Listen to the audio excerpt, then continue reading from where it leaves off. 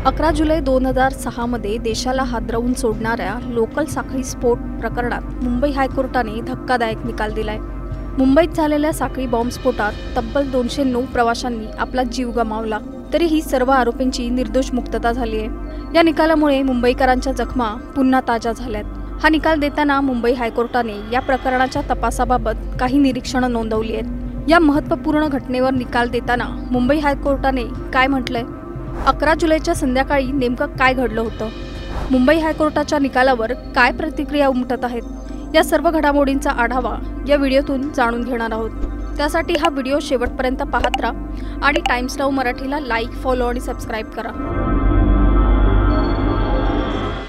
2006 मध्ये ज्या साखळी स्फोटांनी मुंबईसह संपूर्ण देश हादरला होता, त्याच खटल्यातील सर्व 12 आरोपी आता निर्दोष सुटलेत। न्यायमूर्ती अनिल किलोर आणि न्यायमूर्ती एस.जी. चांडक यांच्या न्यायपीठाने हा धक्कादायक निकाल दिलाय। 11 मिनिटांमध्ये मुंबईच्या वेस्टर्न लाईनवर सलग 7 स्फोट घडवून आणण्यात आले।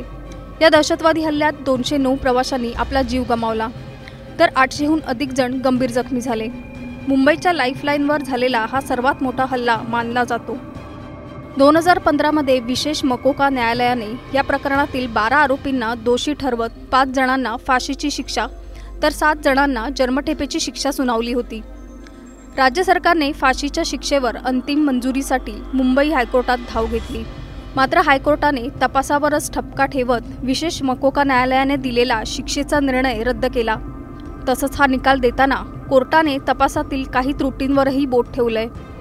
मुंबई हायकोर्टाने निकाल देताना अतिशय गंभीर निरीक्षणं नोंदवली आहेत। साक्षीदारांचे जबाब, पुरावे आणि आरोपींकडून जप्त करण्यात आलेले पदार्थ दोषी ठरवण्यासाठी पुरेसे नाहीत। बॉम्ब बनवण्यासाठी वापरण्यात आलेली स्फोटकं योग्यरित्या राखली गेली नाहीत, तर पुराव्यांचे सीलिंग देखील खराब झाले होते। गुन्ह्यात वापरण्यात आलेल्या बॉम्बचे प्रकार रेकॉर्डवर आणण्यातही सरकारी वकिलांना अपयश आलं। आरोपींकडून घेतलेले जबाब जबरदस्तीने नोंदवण्यात आल्याचं दिसत आहे। मुंबई हायकोर्टाने या निरीक्षणाचा निर्वाळा देत सर्व आरोपींना दोषमुक्त करत त्यांची सुटका केली आहे। हायकोर्टाच्या या निकालावर ॲडव्होकेट उज्ज्वल निकम यांनी प्रतिक्रिया दिली आहे।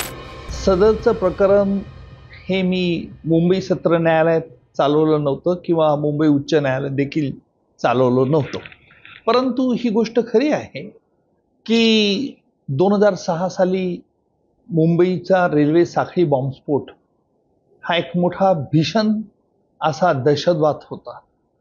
कारण 12 मार्च 1993ला ज्या पद्धतीने मुंबई साखळी बॉम्बस्फोटमध्ये RDX हे वापरण्यात आलं होतं, अत्यंत अत्यसंहारक असं हे RDX होतं आणि अशाच प्रकारचं RDX या मुंबईच्या साखळी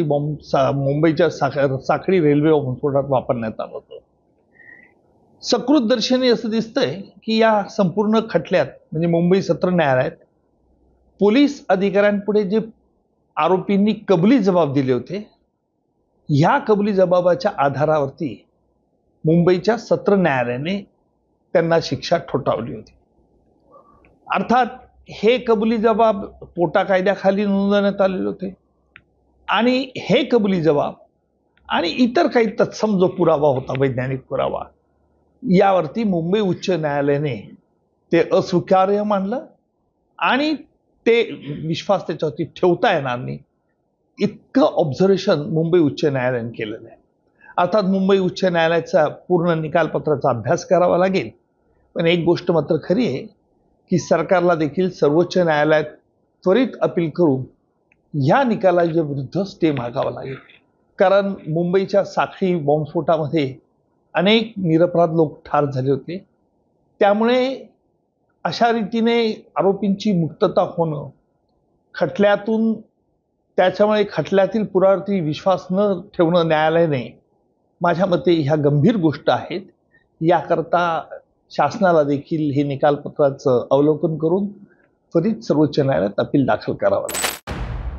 मुंबई हायकोर्टाने दिलेला निकाल हा धक्कादायक असल्याची प्रतिक्रिया विविध राजकीय पक्षांच्या प्रतिनिधींकडून उमटताना दिसते।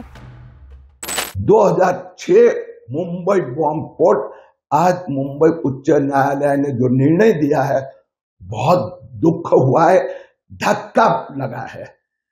निश्चित तौर पर 2006 में जो इन्वेस्टिगेशन में और फिर न्यायालय में जो लीगल प्रेजेंटेशन में त्रुटियां रही होगी, मैंने मुख्यमंत्री देवेंद्र फडणवीस जी से अपील की है, एक लीगल और इन्वेस्टिगेशन एक्सपर्ट टीम की रचना हो, सुप्रीम कोर्ट में जाए, मुंबई के नागरिकों को न्याय मिलना चाहिए, आतंकवादियों को सजा मिलनी ही चाहिए। मुंबई हाई कोर्ट का यह फैसला बहुत ही गलत है, दुर्भाग्यपूर्ण है। हम इसे स्वीकार नहीं करते हैं कि मुंबई के ट्रेनों में जो बम विस्फोट हुआ था उसमें मुंबई के 180 लोगों की जान गई। निश्चित तौर पर उन बम विस्फोटों के पीछे कोई षड्यंत्र था, किसी ने तो षड्यंत्र रचा। हां, जांच एजेंसियों ने जिनके खिलाफ केस बनाया, अगर वो केस कमजोर था तो नए सिरे से छानबीन करिए। मकोका कोर्ट ने उनको फांसी की भी सजा दी थी, आजीवन कारावास की भी सजा दी थी।